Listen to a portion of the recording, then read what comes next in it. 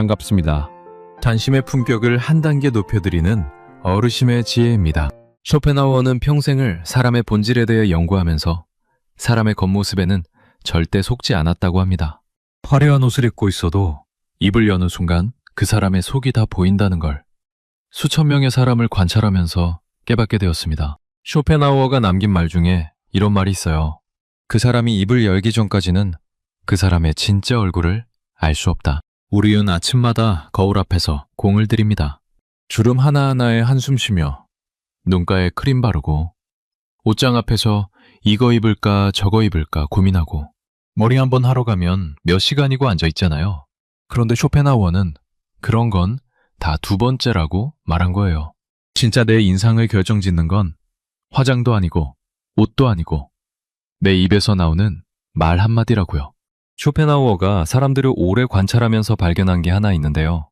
같은 사람인데도 나이가 들수록 말투에 따라 얼굴이 완전히 달라진다는 겁니다.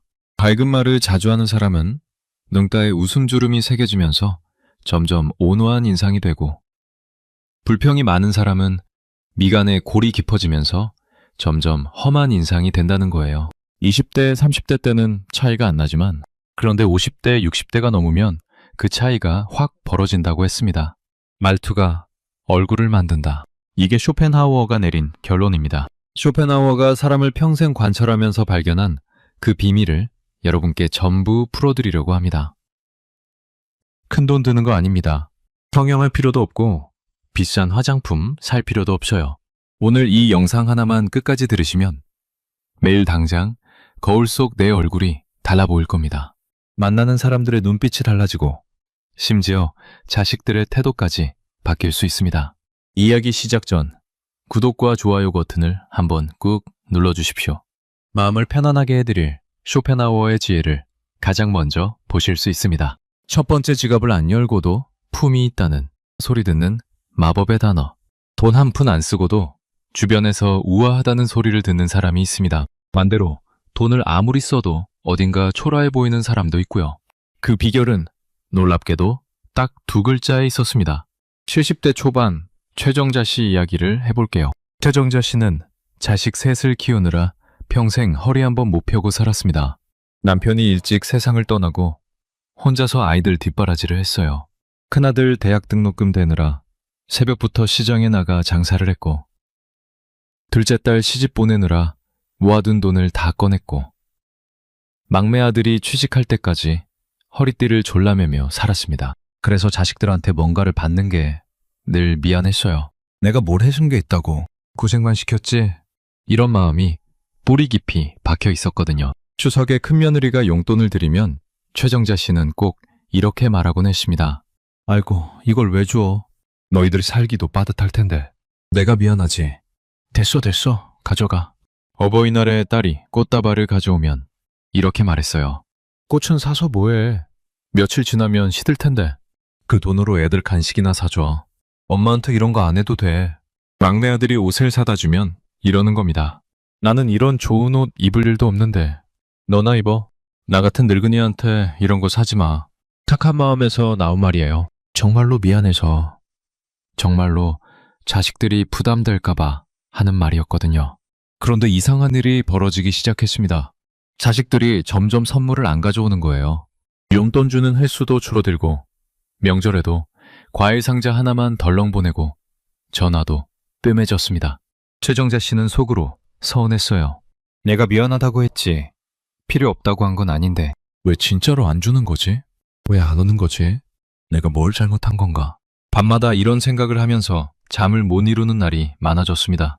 그러던 어느 날 같은 문화센터 서예반에 다니는 친구 박현숙 씨네 집에 놀러 갔습니다. 마침 박현숙 씨 딸이 와 있었는데 어머니한테 용돈 봉투를 건네는 거예요. 그때 박현숙 씨가 하는 말을 듣고 최정자 씨는 멈칫했습니다. 고맙다. 네 덕분에 이번 주말에 친구들이랑 맛있는 거 먹으러 가야겠구나. 이게 전부였어요. 미안하다는 말도 없고 됐다는 말도 없고 안 받겠다는 말도 없었어요. 그냥 활짝 웃으면서 고맙다. 잘 쓸게. 이 한마디.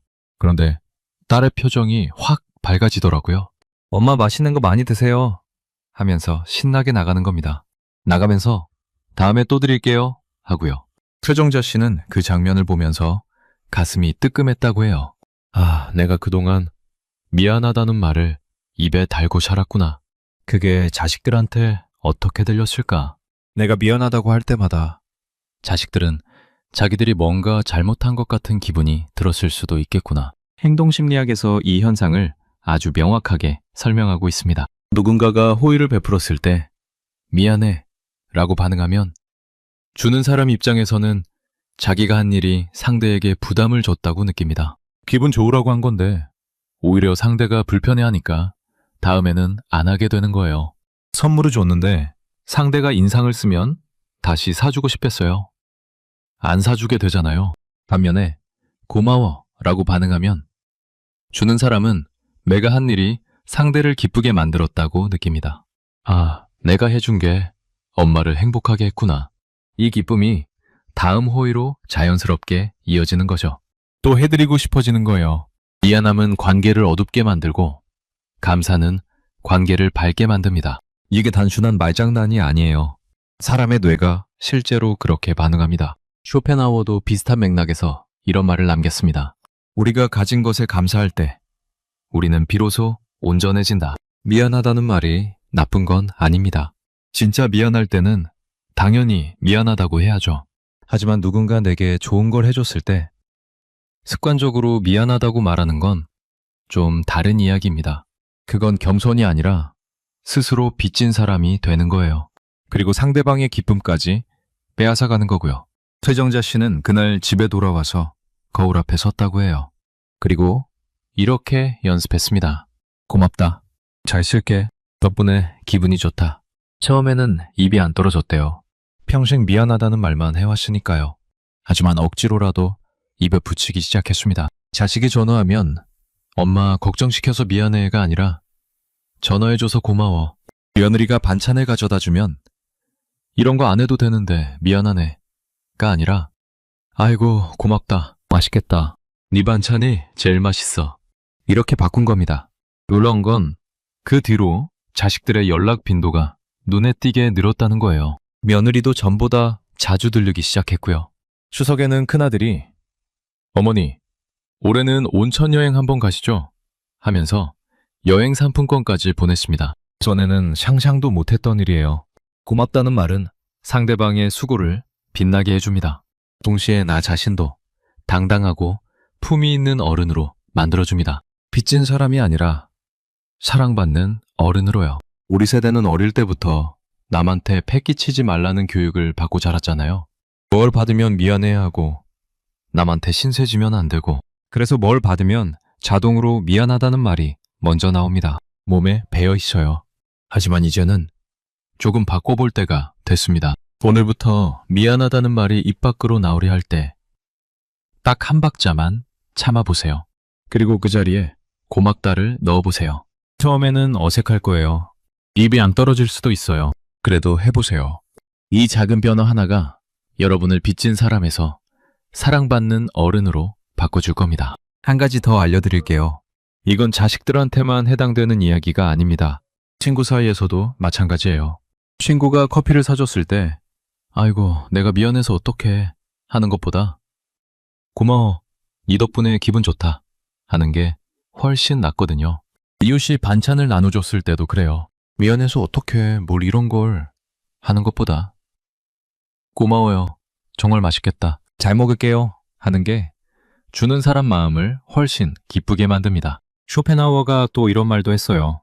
세상에서 가장 쉬운 일은 남에게 짐이 되는 것이고 가장 어려운 일은 남에게 기쁨이 되는 것이다. 미안하다는 말은 나도 모르게 상대방에게 짐을 지워주는 거예요. 하지만 고맙다는 말은 상대방에게 기쁨을 선물하는 겁니다.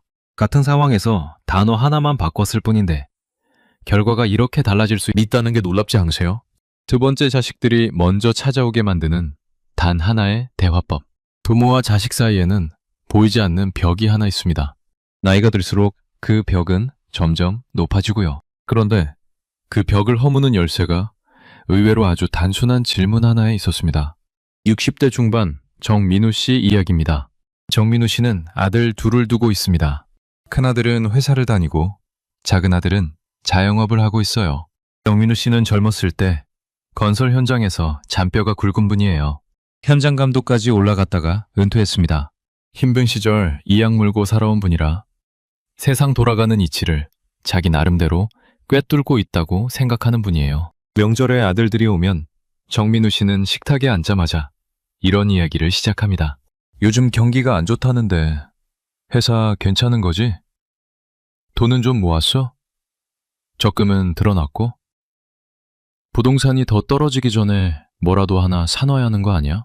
큰아들이 아버지, 요즘은 상황이 좀 달라요. 하면 정민우 씨가 바로 받아칩니다. 뭐가 달라? 세상이 다 똑같지. 나 때는 아무것도 없이 맨몸으로 시작해서 이만큼 읽었어. 너희는 이미 깔아준 것도 많은데 왜 그 모양이야? 아버지가 하라는 대로만 해. 내가 세상을 더 오래 살았으니까 아는 거야. 걱정이 되니까 하는 말이에요. 사랑이 넘쳐서 하는 말이에요. 자식들이 잘못될까봐, 고생할까봐, 조바심이 나서 하는 말이라고요. 그 마음 자체는 조금도 나무랄 데가 없습니다. 하지만 아들들 표정을 보세요. 큰아들은 고개를 숙이고 밥만 먹고 있고 작은아들은 대꾸도 안 하고 폰만 봅니다. 아내가 여보, 얘들 왔으니까 좋은 이야기 좀 하자 하면 정민우 씨가 또 한마디 합니다. 좋은 이야기가 이게 좋은 이야기지. 내가 이러는 게 다 너희 잘 되라고 하는 거야. 식사가 끝나면 아들들은 서둘러 짐을 챙기더니 아버지, 저희 먼저 갈게요 하고 쏜살같이 나가버립니다. 정민우 씨는 텅 빈 거실에 혼자 앉아서 TV를 켭니다. 마음이 허전합니다. 내가 뭘 잘못했나. 걱정돼서 한마디 한 건데 왜 자식들은 도망가듯 가버리는 걸까? 다음에 오면 좀 더 확실하게 말해줘야지. 이렇게 다짐합니다. 그런데 그러면 그럴수록 자식들의 발걸음은 더 뜸해집니다. 이런 경험, 정민우 씨만의 이야기가 아닐 겁니다. 많은 분들이 고개를 끄덕이고 계실 거예요. 세대 간 소통을 연구하는 학자들이 아주 흥미로운 결과를 발표한 적이 있습니다. 부모 세대가 자녀 세대에게 조언을 할 때와 질문을 할 때 대화의 길이와 만족도가 확연히 달랐다는 겁니다. 조언을 받은 쪽은 평균적으로 아주 짧은 시간 안에 대화를 끝내려 했고 질문을 받은 쪽은 오히려 스스로 말을 더 이어갔다고 해요. 왜 그럴까요? 사람은 누구나 자신이 도움을 줄 수 있는 사람에게 호감을 느끼기 때문입니다. 내가 누군가에게 뭔가를 가르쳐 줄 수 있다는 느낌. 내가 쓸모 있는 사람이라는 느낌. 상대방이 나의 가치를 인정해주는 느낌. 이게 사람의 마음을 여는 가장 강력한 열쇠예요. 반대로 아무리 좋은 말이라도 일방적으로 가르치려 드는 말은 벽을 만듭니다. 특히 자식들 입장에서는 아버지의 충고가 잔소리로 들리거든요. 나도 30이 넘고 40이 넘었는데 아직도 내가 어림의 취급을 받는구나. 이런 느낌이 드는 거예요. 정민우 씨에게 전환점이 찾아온 건 어느 주말이었습니다. 작은 아들 가게에 심심해서 갔는데 아들이 태블릿으로 매출 관리를 하는 걸 봤어요. 화면에 그래프도 나오고 숫자도 빼곡하고 뭐가 뭔지 하나도 모르겠는 거예요. 예전 같았으면 그런 거 말고 장부를 써야지. 전자기기만 믿으면 안 돼. 이렇게 말했을 겁니다. 한마디 안 하면 속이 답답했을 거예요. 그런데 그날따라 왜인지 이렇게 말이 나왔어요. 야, 이거 신기하다. 이런 걸로 장사를 관리할 수 있는 거야?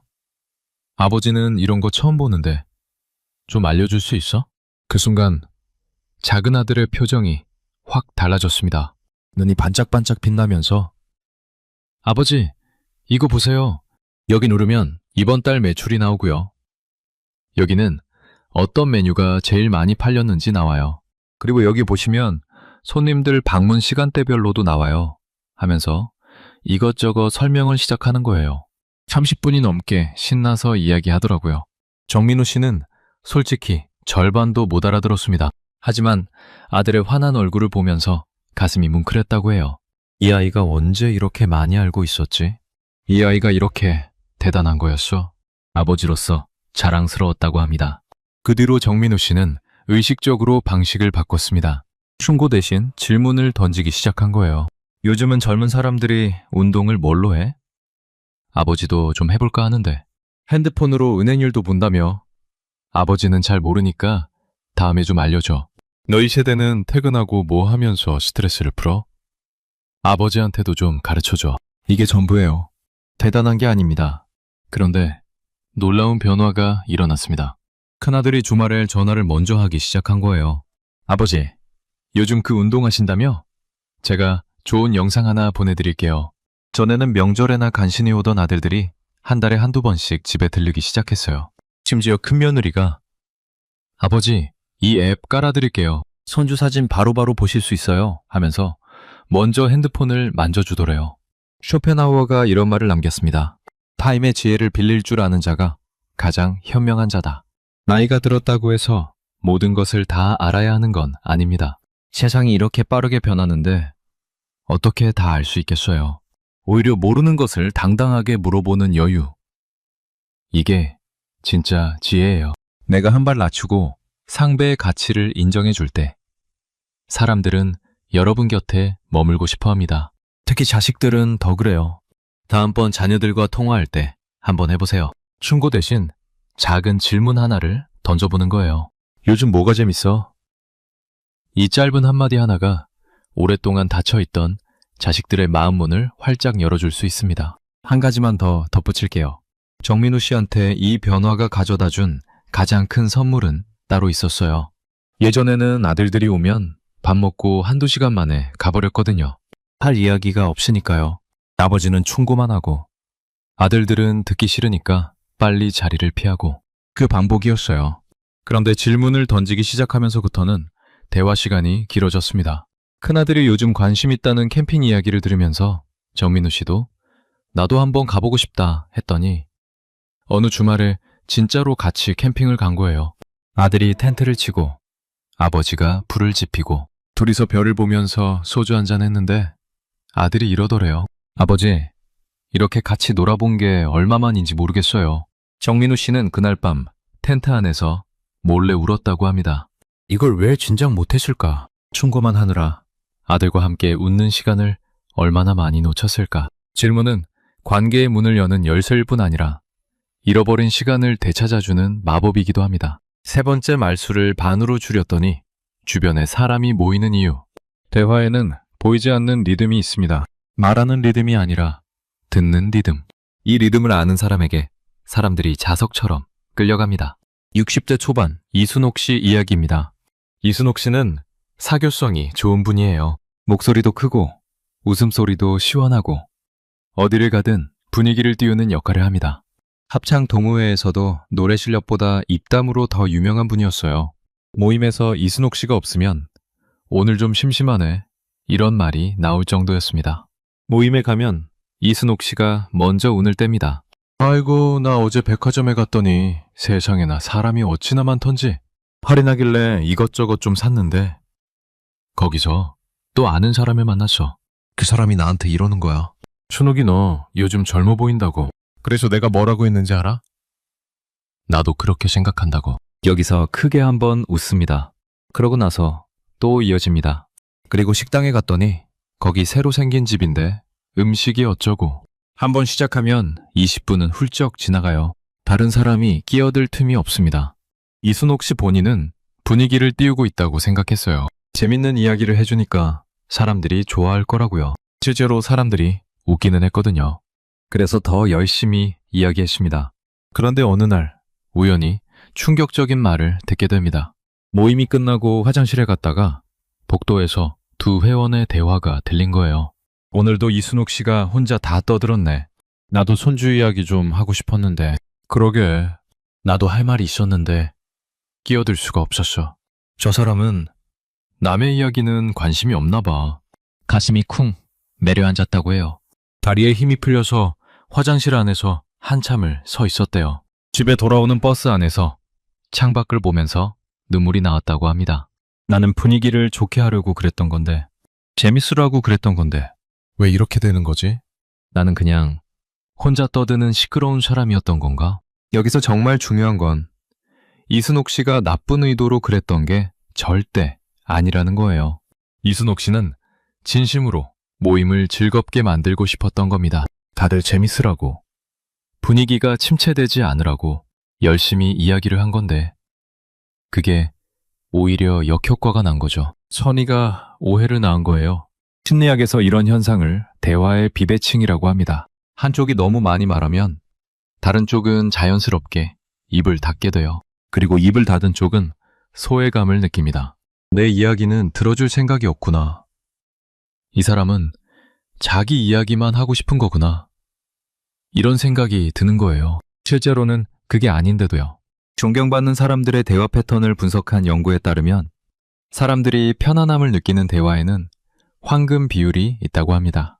말하기 3, 듣기 7. 대화의 70%를 듣는데 사용하는 사람이 가장 높은 호감을 얻었다는 거예요. 반대로 70% 이상 혼자 말한 사람은 아무리 재밌는 이야기를 해도 호감도가 떨어졌고요. 이순옥 씨에게 변화가 찾아온 건 그로부터 한 달 후였습니다. 목감기가 심하게 걸려서 목소리가 거의 안 나왔어요. 모임에 빠지려다가 그래도 얼굴은 비추자 싶어서 나갔습니다. 말을 할 수가 없으니까 그냥 고개만 끄덕이면서 다른 사람들 이야기를 들었어요. 중간중간 정말? 그래서? 하고 짧게 맞장구만 쳐줬습니다. 눈을 맞추고 고개를 끄덕이고 때로는 손을 잡아주기로 했어요. 그날 모임이 끝난 후 놀라운 일이 벌어졌습니다. 3명의 회원이 따로 다가와서 이렇게 말한 겁니다. 순옥 씨, 오늘 참 좋았어. 내 이야기를 이렇게 진지하게 들어준 사람이 오랜만이야. 나도. 오늘 순옥 씨랑 이야기하니까 마음이 뻥 뚫리는 것 같았어. 순옥 씨, 다음에도 또 이렇게 이야기하자. 이순옥 씨는 그때 번개에 맞은 것 같았다고 해요. 아, 사람들은 재밌는 이야기를 듣고 싶었던 게 아니었구나. 자기 이야기를 들어줄 사람이 필요했던 거구나. 내가 그동안 얼마나 많은 사람들의 이야기를 막아왔던 거야. 쇼펜하워는 이렇게 말했습니다. 침묵은 모든 지혜의 출발점이다. 말을 많이 한다고 내 가치가 올라가는 건 아닙니다. 오히려 입을 다물고 귀를 열 때 내 얼굴에는 설명할 수 없는 깊이와 여유가 흘러넘칩니다. 침묵은 비어있는 시간이 아니에요. 상대방을 채워주는 넉넉한 공간입니다. 상대방의 이야기에 자리를 내어주는 배려예요. 이순옥 씨는 그 뒤로 모임에서 말하는 양을 확 줄였습니다. 대신 다른 사람이 이야기할 때 눈을 맞추고 고개를 끄덕이고 그래서 어떻게 됐었어? 하고 다음 이야기를 이끌어주기 시작했어요. 본인의 이야기는 물어볼 때만 짧게 하고요. 결과는요? 이전에는 모임이 끝나면 335 흩어지던 회원들이 이제는 이순옥 씨 곁에 모여서 순옥 씨, 차 한 잔 더 하고 가자 하고 붙잡습니다. 이순옥 씨가 없는 날이면 순옥 씨, 오늘 왜 안 왔어? 아프나? 하고 걱정을 합니다. 예전과는 완전히 다른 관계가 된 거예요. 오늘 누군가를 만나실 계획이 있다면 평소 하던 말에 딱 절반만 해보세요. 그리고 나머지 절반은 따뜻한 눈빛과 미소로 끄덕여주세요. 그래? 그래서 어떻게 됐어? 이 한마디면 충분합니다. 그것만으로도 충분히 우아한 사람이에요. 사실 잘 듣는다는 건 쉬운 일이 아닙니다. 특히 우리 나이대가 되면 하고 싶은 말이 산더미처럼 쌓여있잖아요. 살아온 세월이 길다 보니 경험도 많고 조언해주고 싶은 것도 많고 나누고 싶은 이야기도 끝이 없어요. 그걸 꼭 참고 상대 이야기를 듣는다는 건 인매가 필요한 일이에요. 하지만 한번 생각해보세요. 여러분도 누군가한테 매 이야기를 실컷 하고 나면 속이 후련하잖아요. 마음이 가벼워지잖아요. 그 기분 좋은 경험을 상대방한테 선물해주는 거예요. 내가 입을 다무는 만큼 상대방은 속을 열 수 있는 거예요. 그리고 상대방이 속을 열고 나면 그 사람은 나를 특별한 사람으로 기억합니다. 아, 이 사람은 내 말을 진짜로 들어주는 사람이다. 이 사람 앞에서는 편안하다. 이런 느낌을 주는 사람이 되는 거예요. 그러니까 결국 잘 듣는다는 건 손해보는 게 아니에요. 내가 말을 아끼는 만큼 상대방의 마음속에 더 큰 자리를 차지하게 되는 거예요. 이게 진짜 대화의 기술이고 진짜 관계의 비밀입니다. 4번째, 늙어서 대접받는 사람들의 소름 돋는 입버릇. 나이가 들수록 사람 사이에서 자연스럽게 대접받는 사람이 있고 어딘가 모르게 슬슬 자리에서 밀려나는 사람이 있습니다. 그 갈림길이 생각보다 아주 사소한 데서 시작되거든요. 60대 후반 김영자 씨 이야기입니다. 김영자 씨는 매주 화요일마다 등산 동호회에 나갑니다. 아침 일찍 일어나서 김밥도 말고 약과도 챙기고 보리차까지 끓여서 보온병에 담아가거든요. 한두 번이 아니에요. 3년 넘게 그렇게 했습니다. 비가 오나 눈이 오나 몸이 좀 안 좋아도 빠지지 않고 해갔어요. 처음에는 회원들이 정말 고마워했습니다. 영자씨, 매번 이렇게 해오면 우리가 미안하지. 손이 참 크시네. 김밥이 이렇게 맛있을 수가. 김영자 씨도 뿌듯했어요. 사람들이 맛있게 먹는 모습을 보면 피로가 싹 풀렸거든요. 새벽에 일어나 김밥 마는 게 힘들기는 했지만 그 정도는 아무것도 아니었습니다. 그런데 시간이 지나면서 분위기가 슬슬 달라지기 시작했어요. 처음에는 한두 명이 오늘도 김밥이네, 잘 먹겠습니다 하던 게 어느 순간부터는 아무 말 없이 그냥 집어먹기 시작하는 거예요. 고맙다는 말이 점점 줄어들었습니다. 김영자 씨가 가져온 음식이 당연한 것처럼 여겨지기 시작한 거죠. 그래도 김영자 씨는 괜찮았어요. 내가 좋아서 하는 건데 뭘 감사 인사까지 바라는 건 아니지. 그렇게 생각하면서 계속 해갔습니다. 그러다 어느 날 전날 손목을 삐끗해서 김밥을 못 샀어요. 빈손으로 나갔습니다. 그랬더니 한 회원이 도착하자마자 이러는 겁니다. 어머, 오늘 김밥 없어요? 아이고, 나 오늘 아침도 안 먹고 왔는데. 다른 회원도 거들었어요. 영자 씨가 안 해오니까 뭔가 허전하네. 다음엔 꼭 해와요. 그 말을 듣는 순간 김영자 씨 가슴이 철렁 내려앉았습니다. 3년 동안 한 번도 빠지지 않고 해갔는데 새벽부터 일어나서 밥 짓고 재료 손질하고 김밥 말고 무거운 짐 들고 산까지 올라갔는데 딱 한 번 못 해갔더니 고맙다는 말은커녕 오히려 짜증을 내는 겁니다. 서운한 정도가 아니라 배신감이 밀려왔다고 해요. 집에 돌아와서 혼자 부엌에 앉아 한참을 멍하니 있었답니다. 물 한 모금도 못 넘기겠더래요. 내가 왜 그렇게까지 했을까? 나는 뭐였던 걸까? 이런 생각이 꼬리에 꼬리를 물었다고 합니다. 그런데 여기서 한 가지 꼭 짚고 넘어가야 할 게 있습니다. 짜증을 낸 그 회원들이 원래 나쁜 사람들이었을까요? 아닙니다. 절대 아니에요. 그 사람들도 처음에는 진심으로 고마워했거든요. 김영자 씨 마음을 알고 있었고 감사한 마음도 있었습니다. 문제는 사람의 마음이 아니라 사람 심리의 구조에 있었어요.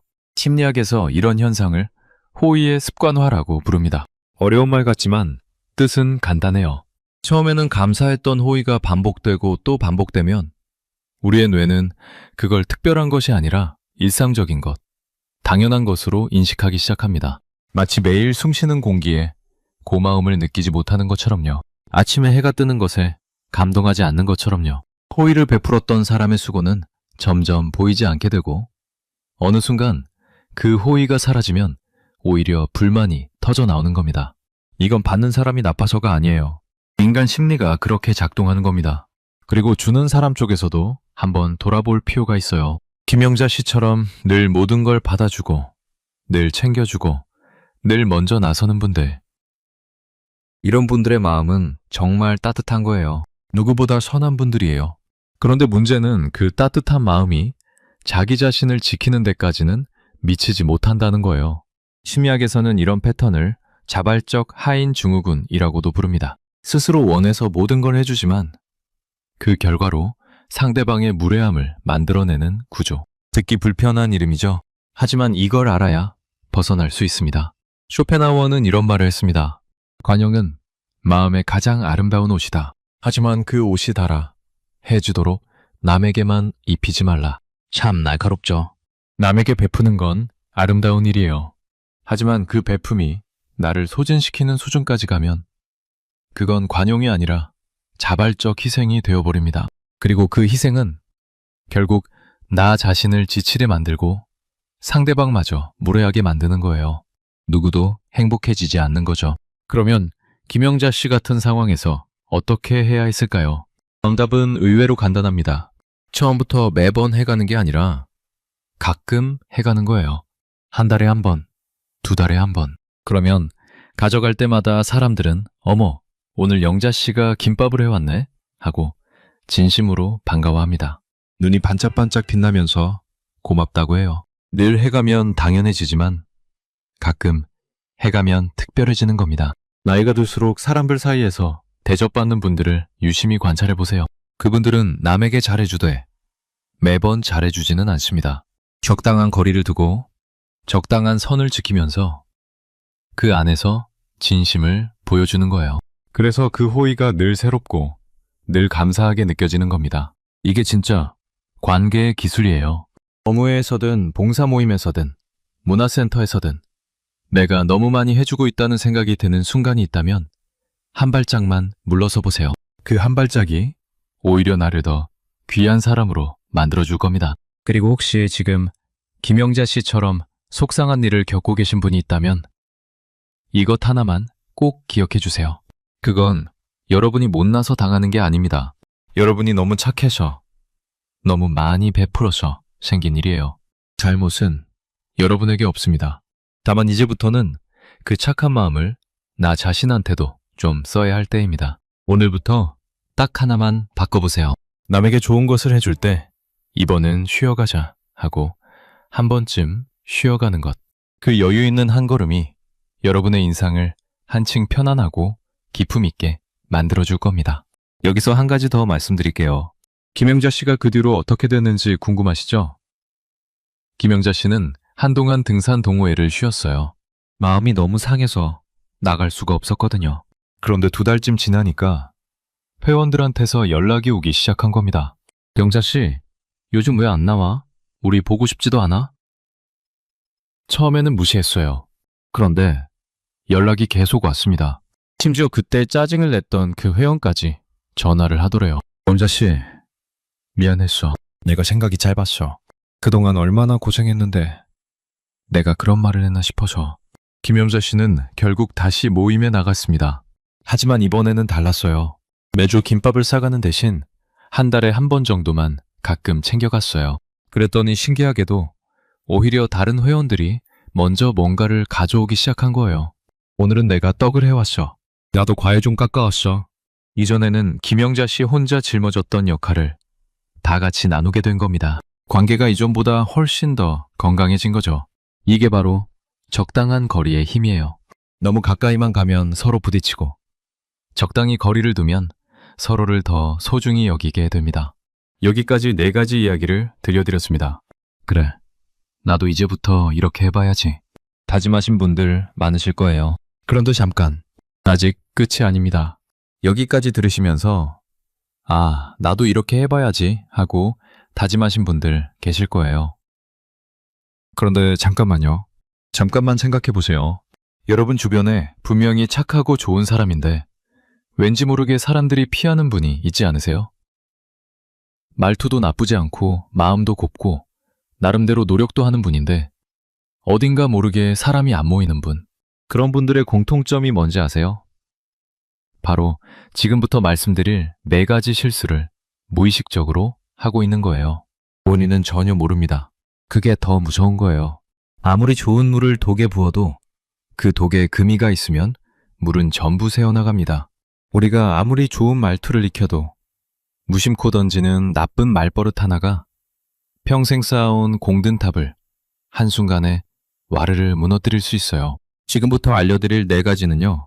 솔직히 듣기 좀 불편하실 수도 있습니다.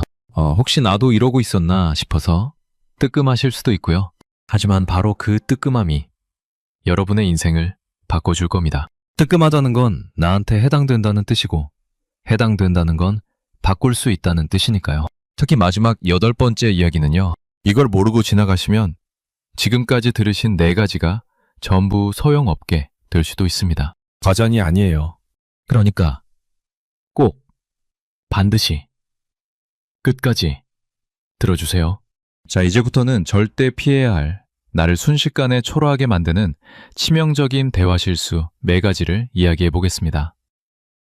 5번째, 아무리 예쁘게 꾸며도 순식간에 초라해지는 최악의 말버릇. 비싼 옷, 좋은 화장품, 단정한 머리. 이 모든 걸 한 방에 날려버리는 말이 있습니다. 그리고 안타깝게도 이 말을 가장 자주 하는 건 바로 우리 세대입니다. 70대 초반 한순덕 씨 이야기를 해볼게요. 한순덕 씨는 요가 모임에서 꽤 인기 있는 분이었습니다. 미용실도 한 달에 2번은 가고 옷도 깔끔하게 차려입고 피부 관리도 열심히 하는 분이에요. 모임에 올 때마다 산뜻한 차림으로 등장해서 처음 보는 사람들은 저분 참 잘 가꾸신다 하고 감탄할 정도였습니다. 첫인상만 보면 화사하고 기품이 있어요. 그런데 문제는 입을 열 때 시작됐습니다. 모임에 도착하면 한순덕 씨는 늘 이런 말로 인사를 합니다. 아유, 오늘 무릎이 쑤셔서 올까 말까 했어. 간신히 왔지 뭐. 그러면 회원들이 걱정해 줍니다. 순덕 씨, 괜찮아요? 병원은 가봤어요? 그러면 한순덕 씨가 한숨을 쉬면서 이어갑니다. 병원? 가봤지.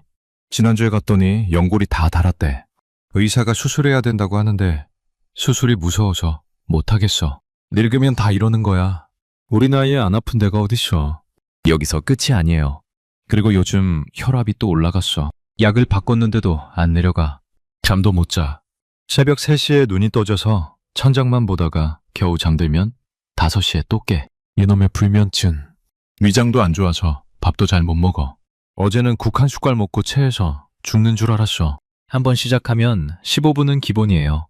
무릎에서 시작해서 혈압, 당뇨, 불면증, 소화불량, 어깨 통증까지 건강 불만의 총 집합체가 쏟아집니다. 처음에는 회원들도 진심으로 걱정해줬어요.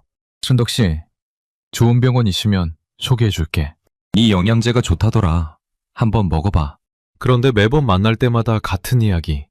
아니, 점점 더 긴 이야기가 반복되니까 어느 순간부터 사람들이 슬슬 피하기 시작하는 거예요.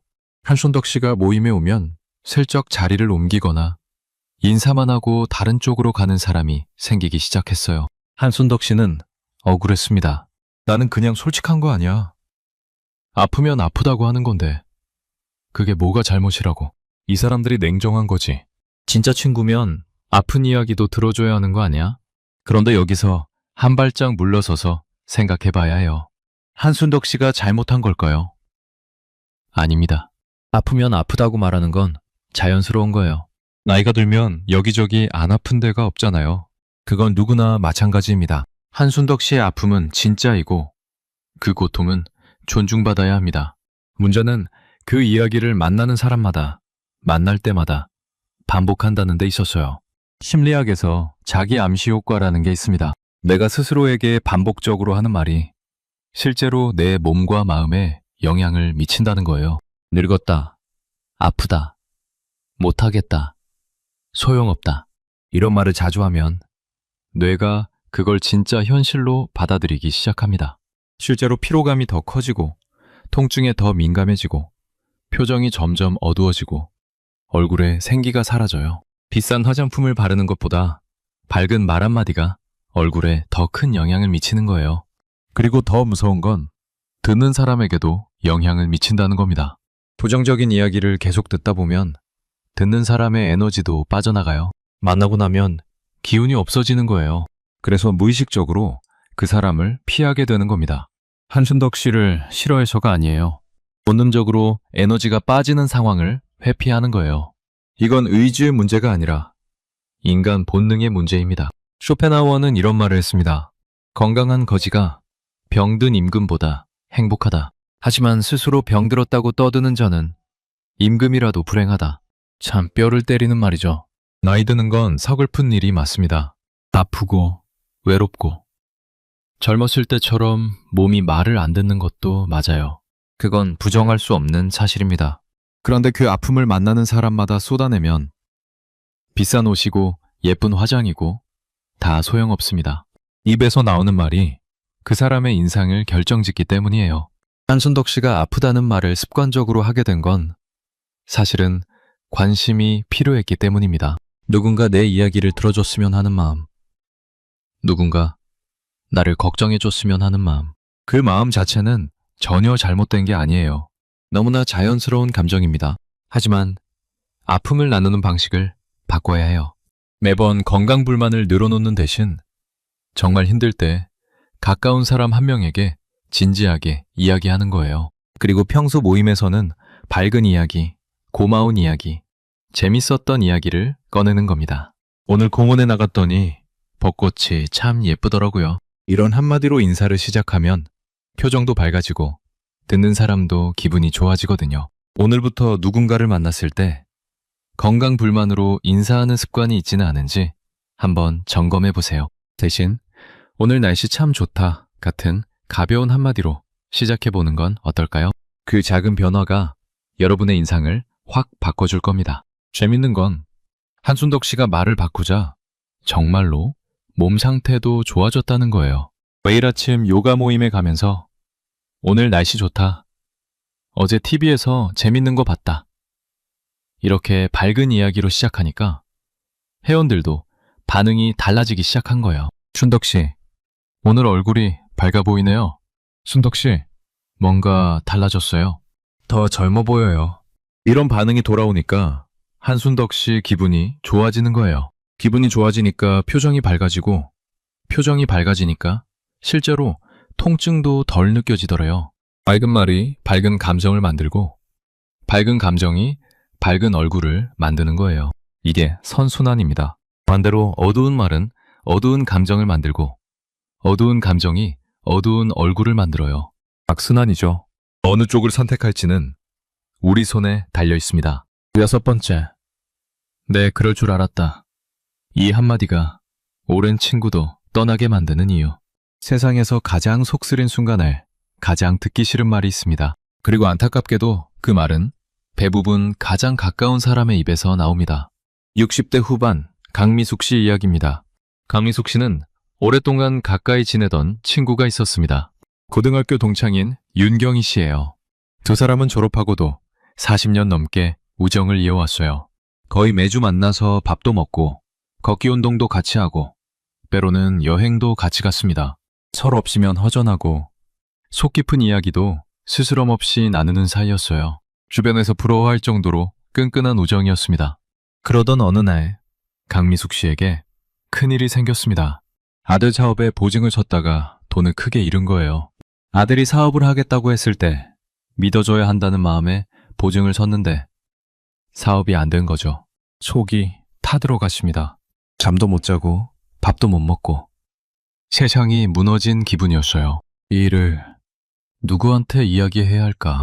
남편한테도 말하기 어렵고 자식들한테는 더더욱 못하겠고 그래서 가장 믿는 친구 윤경희 씨한테 전화를 했습니다. 울면서 사정을 이야기했어요. 아들이 사업을 하겠다기에 보증을 섰는데 일이 이렇게 됐다고. 어떻게 하면 좋겠냐고. 너무 힘들다고. 그런데 윤경희 씨가 뭐라고 했는지 아세요? 거봐, 내가 그때 뭐라고 했어? 자식 사업에 절대 보증 서지 말라고 했지? 내 그럴 줄 알았다니까. 그때 내 말 좀 들었어야지. 미숙아, 너는 왜 맨날 사람 말을 안 들어? 윤경희 씨 입장에서는 그게 자연스러운 반응이었어요. 진짜로 예전에 보증 서지 말라고 말린 적이 있었거든요. 그때 자기 말을 들었으면 이런 일이 안 생겼을 거라는 답답함이 있었던 거죠. 친구가 걱정되니까 앞으로는 이런 실수를 하지 말라는 뜻에서 한 말이에요. 나쁜 마음이 아니었습니다. 정말이에요. 하지만 강미숙 씨 가슴에는 그 말이 대모처럼 박혔습니다. 내가 세상에서 가장 힘들 때 가장 믿는 사람한테 기대려고 전화를 했는데 돌아온 건 위로가 아니라 그것 바라는 핀잔이었으니까요. 내가 잘못한 건 나도 알아요. 보증 서면 안 되는 건 나도 알았어요. 근데 이미 엎질러진 물인데 그 말이 지금 무슨 도움이 되는 건데? 그날 이후 강미숙 씨는 윤경희 씨에게 연락을 끊었습니다. 40년 우정이 네, 그럴 줄 알았다. 이 한마디에 무너진 거예요. 윤경희 씨는 이해할 수 없었습니다. 나는 진실을 말해준 건데 왜 화를 내는 거야? 내가 틀린 말을 한 것도 아닌데 오히려 내가 서운하지. 둘 다 억울한 거예요. 강미숙 씨도 윤경희 씨도. 이게 이 상황의 가장 안타까운 점입니다. 둘 다 나쁜 사람이 아니에요. 둘 다 상대를 아끼는 마음이 있었어요. 다만 그 마음이 말로 나올 때 방향이 잘못된 거였어요. 심리학에서 이런 현상을 사후확증 편향이라고 합니다. 일이 이미 다 벌어진 다음에 내가 미리 알고 있었다고 주장하는 심리를 말해요. 네, 그럴 줄 알았다는 말의 본질은 상대를 위로하는 게 아니에요. 자기의 판단력이 옳았음을 확인하고 싶은 심리적 욕구입니다. 말하는 사람은 그걸 의식하지 못하지만 듣는 사람은 본능적으로 느낍니다. 아, 이 사람은 내 아픔보다 자기가 맞았다는 게 더 중요한 거구나. 이미 물에 빠진 사람에게 수영을 왜 안 배웠냐고 따지는 것과 같아요. 그 순간 필요한 건 구명조끼지 수영 강습 안내가 아니잖아요. 쇼펜하우어가 이런 말을 남겼습니다. 남의 허물을 들추기 좋아하는 자는 자신의 내면이 텅 비어 있음을 증명하는 것이다. 윤경희 씨가 내면이 텅 빈 사람이었을까요? 아닙니다. 40년간 친구를 아끼고 걱정했던 따뜻한 사람이에요. 다만 그 따뜻함을 표현하는 방식이 잘못된 거였어요. 걱정이 되는 마음을 거봐, 내 그럴 줄 알았지 라는 형태로 꺼낸 게 화근이었습니다. 진짜 위로는 어렵지 않아요. 미수가 많이 힘들었겠다. 내가 뭘 도와줄까? 이것만으로도 충분합니다. 잘잘못 따지는 건 나중에, 아니, 안 해도 됩니다. 실패한 사람 본인이 누구보다 잘 알고 있거든요. 자기가 판단을 잘못했다는 거 굳이 남이 다시 말해줄 필요가 없어요. 살다 보면 누군가의 뻔한 실수가 눈에 보일 때가 있습니다. 내가 미리 경고했는데 안 듣고 그대로 간 사람을 보면 답답하죠. 속에서 불이 나요. 하지만 그 답답함을 표현하는 방식에 따라 40년 우정이 지켜질 수도 있고 한순간에 끊어질 수도 있습니다. 내 그럴 줄 알았다는 세상에서 가장 쓸모없는 말이에요. 이미 지나간 일을 어떻게 되돌립니까? 그 말은 상대의 상처 위에 소금을 뿌리는 것밖에 안 됩니다. 오늘부터 누군가가 힘든 이야기를 꺼낼 때 네, 그럴 줄 알았다는 말은 꼭 삼켜주세요. 대신 많이 속상했겠다. 괜찮아? 이 한마디만 해주세요. 그 한마디가 100마디 옳은 말보다 사람의 마음을 더 깊이 움직입니다. 그리고 한 가지만 더 말씀드릴게요. 강미숙 씨와 윤경희 씨 이야기에는 후일담이 있습니다. 연락이 끊어진 지 1년쯤 됐을 때 윤경희 씨가 먼저 편지를 보냈다고 해요. 길게 쓴 게 아니에요. 딱 2줄이었대요. 미숙아, 그때 나 때문에 많이 힘들었지. 미안했어. 이게 전부였어요. 그런데 강미숙 씨가 그 편지를 받고 한참을 울었다고 합니다. 그리고 다음날 전화를 걸었대요. 두 사람은 지금도 다시 만나고 있어요. 예전처럼 매주 만나지는 않지만 한 달에 한두 번 만나서 걷기 운동을 같이 한다고 해요. 사과라는 건 타이밍이 늦어도 괜찮습니다. 안 하는 것보다 늦게라도 하는 게 100배 나아요. 그리고 사과를 받는 쪽도 마찬가지예요. 상대방이 용기를 내서 미안하다고 했을 때 그 마음을 받아주는 것도 용기입니다. 관계라는 건 한쪽만의 노력으로는 안 돼요. 주는 쪽도 받는 쪽도 함께 마음을 열어야 비로소 회복이 가능합니다. 7번째, 편하다는 이유로 가족을 감정 쓰레기통으로 만드는 실수. 밖에서는 웃고 집에서는 으르렁거리는 사람. 이 패턴이 반복되면 가장 가까운 사람부터 조용히 마음의 문을 닫습니다. 그리고 본인은 왜 닫는지 모릅니다. 60대 중반 조광수 씨 이야기입니다. 조광수 씨는 밖에서는 참 좋은 사람이에요. 봉사활동 모임에서도 늘 웃는 얼굴이고 아파트 이웃들한테도 먼저 인사하고 후배들한테도 밥 잘 사주고 경조사도 꼬박꼬박 챙기는 인심 좋은 형님이에요. 사람들이 다들 좋아합니다. 광수 형은 참 법 없이도 살 뿐이야. 이런 소리를 듣고 살았어요. 그런데 집에만 들어오면 사람이 달라집니다. 180도 돌변한다고 해도 과언이 아닙니다. 밖에서 쌓인 스트레스가 있잖아요. 모임에서 누가 기분 나쁜 말을 했다든지 후배가 예의 없이 굴었다든지 뉴스를 보고 화가 났다든지 몸이 안 좋아서 짜증이 난다든지 이런 감정들을 밖에서는 박꾹꾹 꾹꾹 참습니다. 위아래 있고 체면이 있고 좋은 사람이라는 이미지를 지켜야 하니까요. 웃으면서 그래 그래 하고 넘깁니다. 그러다 집 현관문을 열면 그 참았던 모든 감정이 한꺼번에 터지는 거예요. 댐이 무너지듯이요. 밥 아직도 안 드셔? 뭐 하고 있었던 거야? 집이 왜 이렇게 어수선해? 하루 종일 집에서 뭐 했어? 쓸데없는 거 사주 좀 마. 돈이 나무에서 열리는 줄 알아? 시끄러워. 나 좀 조용히 내버려둬. 아내 성미자 씨는 처음에는 참았어요. 남편이 밖에서 힘든가 보다 하고 이해하려 했습니다. 하루 이틀은 그러려니 했어요. 그런데 이게 매일이거든요. 매일매일 집에 오면 짜증, 불만, 화를 쏟아내니까 송미자 씨도 지쳐버렸습니다. 남편이 현관문 여는 소리만 들으면 가슴이 쿵 내려앉는 거예요. 또 시작이겠구나. 오늘은 무슨 화를 내실까? 이런 불안감이 일상이 돼버린 겁니다. 어느 날 저녁, 또 한바탕 짜증을 들은 후에 송미자 씨가 조용히 이렇게 말했어요. 여보, 나는 당신의 화풀이 대상이 아니에요. 나도 하루 종일 나름대로 힘든 하루를 보냈어요. 조광수 씨는 순간 멈칫했습니다. 뭔 소리야? 내가 언제 화풀이를 했어? 나는 그냥 집이 편하니까 솔직하게 말한 것뿐인데 밖에서는 참고 또 참았는데 집에서마저 말 못하면 나는 어디서 풀어? 억울했습니다. 그런데 여기서 진짜 중요한 걸 짚어야 해요. 조광수 씨가 일부러 아내에게 상처를 준 걸까요? 절대 아닙니다. 조광수 씨는 아내를 사랑하는 사람이에요. 가족을 위해 밖에서 열심히 살아온 사람이고요. 다만 집이 너무 편하니까 밖에서 억눌렀던 감정의 뚜껑을 집에서 열어버리는 거예요. 그게 오랫동안 반복되면서 습관이 된 겁니다. 본인은 의식하지도 못해요.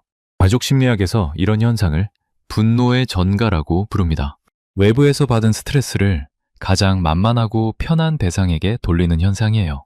모임에서 기분 나쁜 일을 당하고 와서 아내한테 짜증내는 것, 뉴스 보고 화가 나서 자식한테 소리 지르는 것, 다 이 분노의 전가에 해당합니다. 그런데 정말 놀라운 건 이렇게 화를 쏟아내도 스트레스가 줄어들지 않는다는 거예요. 연구 결과를 보면 가족에게 화를 쏟아낸 사람의 스트레스 수치가 오히려 올라갔습니다. 왜냐하면 화를 낸 후에 죄책감이 밀려오거든요. 아내한테 왜 그랬을까? 표정이 너무 안 좋았는데 내가 너무 심했나? 이런 후회가 또 다른 스트레스를 만들어요.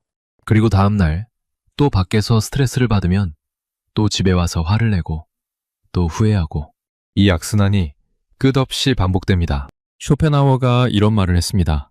우리는 우리가 사랑하는 사람에게 가장 큰 상처를 줄 수 있는 힘을 가지고 있다. 이 말이 가슴에 와닿는 이유는 그 힘을 우리가 의식하지 못한 채 매일매일 사용하고 있기 때문이에요. 밖에서 아무리 좋은 사람 소리를 들어도 집에서 가족에게 상처를 주면 그건 진짜 좋은 사람이 아닙니다. 진짜 품격 있는 사람은 가장 가까운 사람에게 가장 부드러운 사람이에요. 조광수 씨는 아내의 그 조용한 한마디를 듣고 며칠을 곱씹었다고 합니다.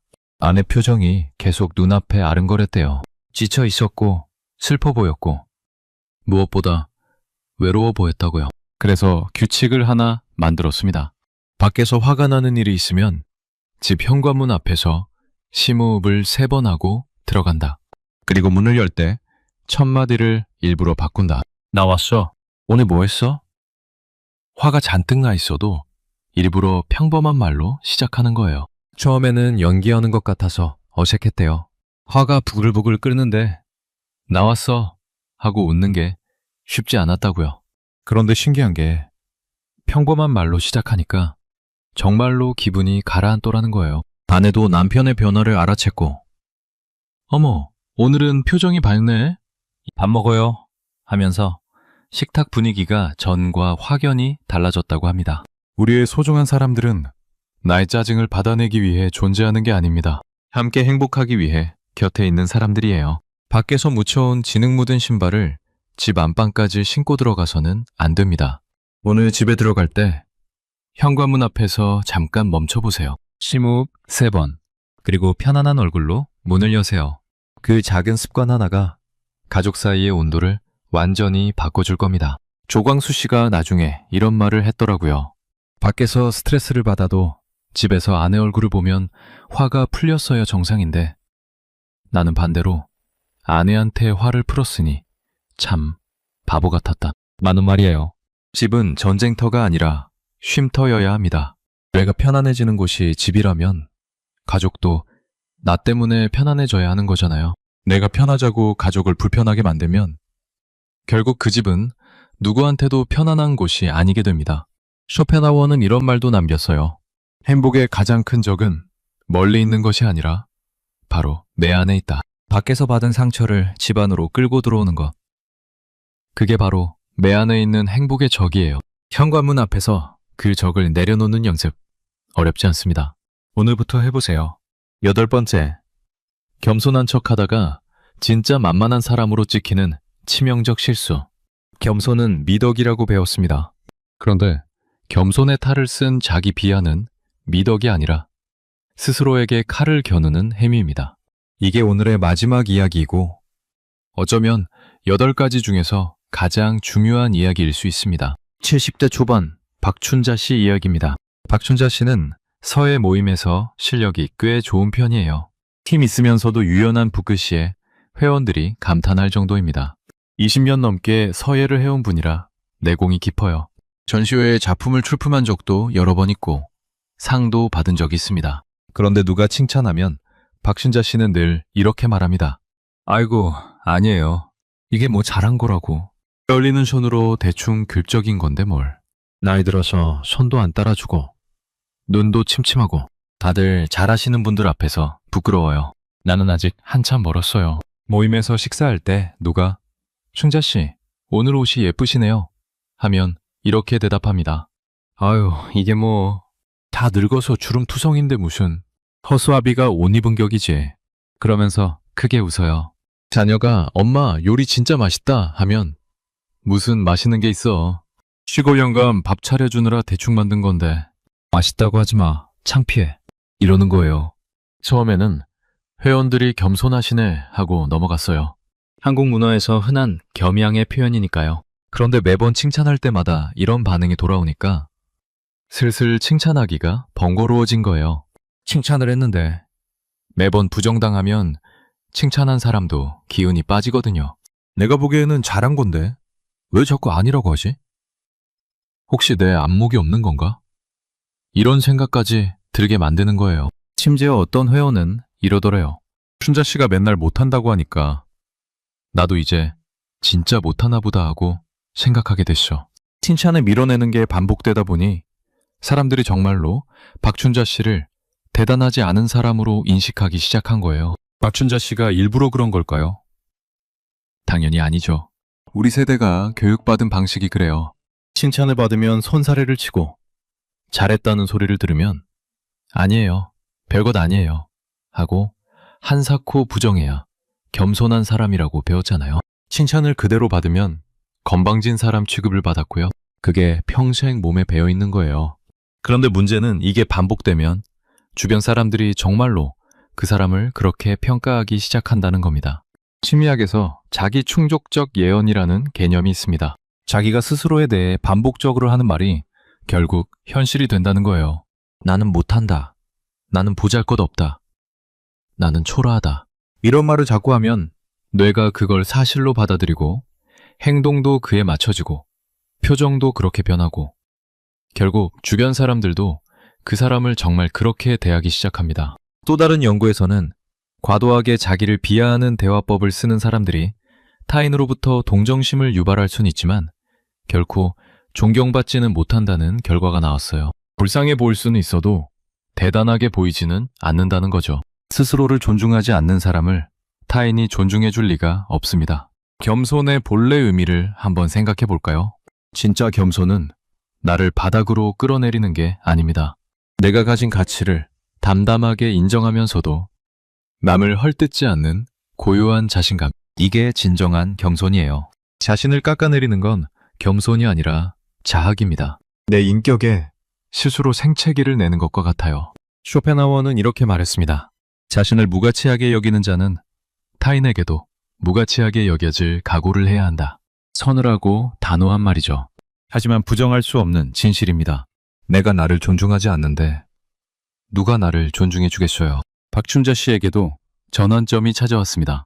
서해 전시회에 작품을 출품했는데 한 관람객이 작품 앞에 한참을 서 있다가 진심으로 감탄하면서 이렇게 말한 거예요. 이 글씨 정말 힘이 있네요. 하나하나에 세월이 녹아있는 것 같아요. 어떻게 이렇게 쓰시는 거예요? 습관대로. 아이고, 아니에요.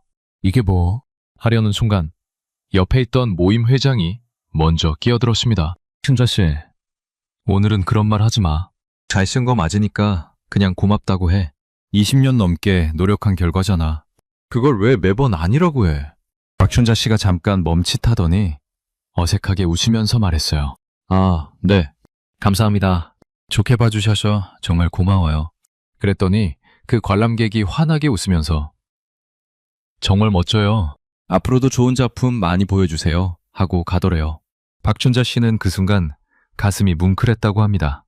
아, 내가 그동안 사람들의 칭찬을 계속 밀어내고 있었구나. 사람들이 진심으로 인정해주는 걸 내가 스스로 거부하고 있었구나. 내가 나를 깎아내리면서 상대방의 좋은 마음까지 무한하게 만들고 있었구나. 그 뒤로 박춘자 씨는 의식적으로 칭찬에 대한 반응을 바꿨습니다.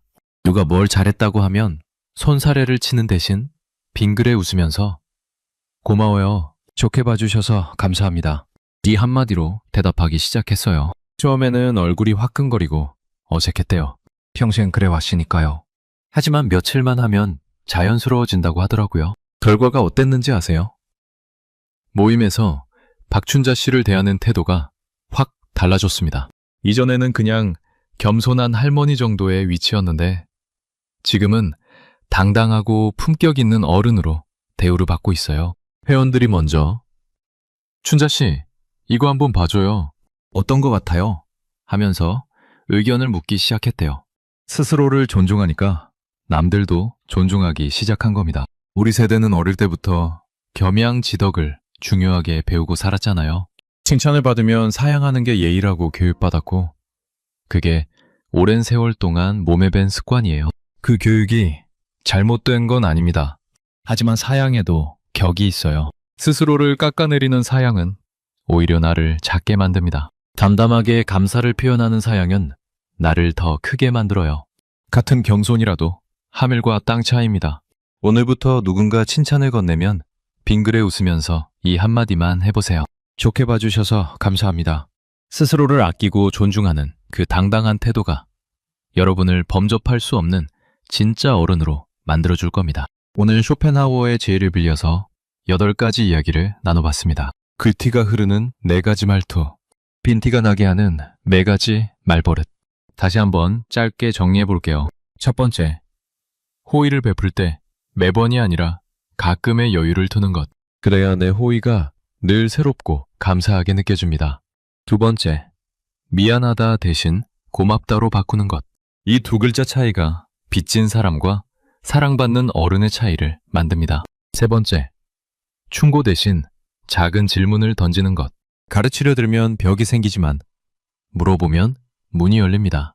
네 번째, 말수를 줄이고 귀를 여는 것. 말하기 3, 듣기 7. 이 비율을 기억해 주세요. 그리고 피해야 할 것들. 다섯 번째, 습관적으로 아프다, 늙었다, 이야기하지 않는 것. 밝은 말이 밝은 얼굴을 만듭니다. 여섯 번째, 그럴 줄 알았다를 삼키는 것. 힘든 사람에게 필요한 건 판사가 아니라 동반자입니다. 일곱 번째, 밖에서 묻혀온 감정을 집안에 들이지 않는 것. 현관문 앞에서 심호흡 3번. 이것만 기억하세요. 여덟 번째, 칭찬을 밀어내지 않고 당당하게 받아들이는 것. 좋게 봐주셔서 감사합니다. 이 한마디가 나를 지켜줍니다. 어렵지 않습니다. 하나하나 떼어놓고 보면 정말 사소한 것들이에요. 하지만 이 사소한 것들이 쌓이고 쌓이면 여러분의 얼굴이 달라지고 눈빛이 달라지고 걸음걸이가 달라지고 결국 주변 사람들이 여러분을 대하는 태도가 완전히 달라집니다. 쇼펜하우어는 말년에 이런 글을 남겼습니다. 인생의 후반은 전반에 모은 지혜를 사용하는 시간이다. 여러분은 이미 충분히 지혜로운 분들입니다. 지금까지 살아오면서 수많은 경험을 하셨고 수많은 감정을 견뎌내셨고 수많은 관계를 지켜오셨잖아요. 험한 세상에서 여기까지 오신 것만으로도 충분히 대단한 거예요. 그 경험이 다 지혜입니다. 쇼펜하우어는 평생 외로운 사람이었습니다. 어머니와도 갈등했고 친구도 적었고 학생도 없는 텅 빈 강의실에서 혼자 강의를 했어요. 그런 사람이 왜 수백 년이 지난 지금까지도 사람들에게 울림을 주는 걸까요? 그건 쇼펜하우어가 실패와 고독 속에서 건져 올린 지혜가 너무나 날카롭고 진실했기 때문입니다. 아프고 외로웠던 사람만이 쓸 수 있는 글이 있어요. 상처받아 본 사람만이 할 수 있는 위로가 있고요. 여러분이 지금까지 겪어온 그 모든 서운함, 억울함, 외로움, 그것들이 바로 여러분의 지혜입니다. 그 지혜를 오늘부터 말투 하나에 실어 보내는 거예요.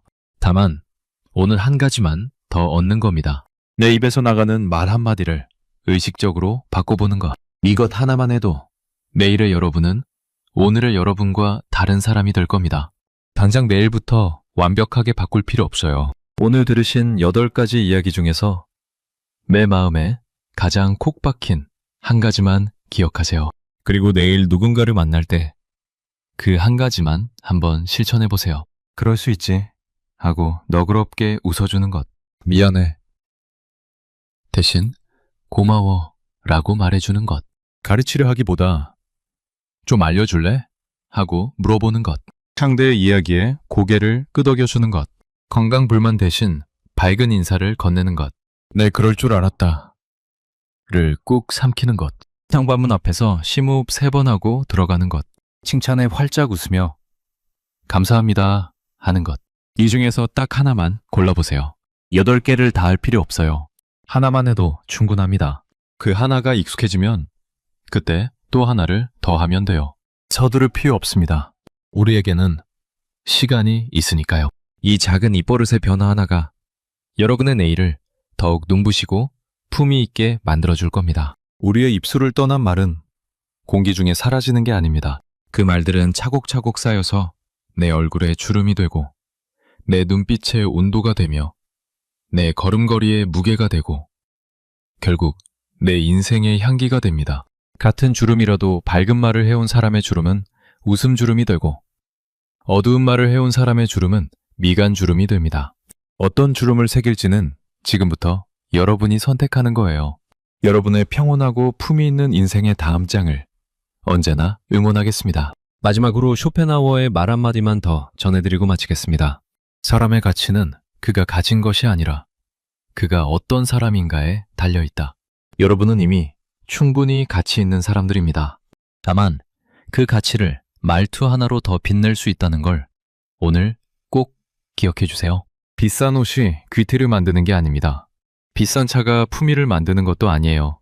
내 입에서 나오는 말 한마디, 그게 나를 만듭니다. 그리고 그 말 한마디는 오늘 이 순간부터 바꿀 수 있습니다. 돈도 안 들고 시간도 안 걸려요. 그냥 의식만 하면 됩니다. 내일 아침 눈을 뜨면 거울 앞에 서보세요. 그리고 거울 속 나한테 한번 말해보세요. 오늘도 고맙다. 여기까지 잘 왔다. 나한테 하는 말도 달라져야 남한테 하는 말이 달라집니다. 나를 아끼는 말투가 몸에 배면 그게 저절로 밖으로 흘러나가요. 그게 바로 귀티입니다. 지금까지 함께 해주셔서 감사드리고 구독과 좋아요도 눌러주시면 어르신의 지혜에서 마음의 위로가 되는 편안한 이야기를 계속 전해드리겠습니다.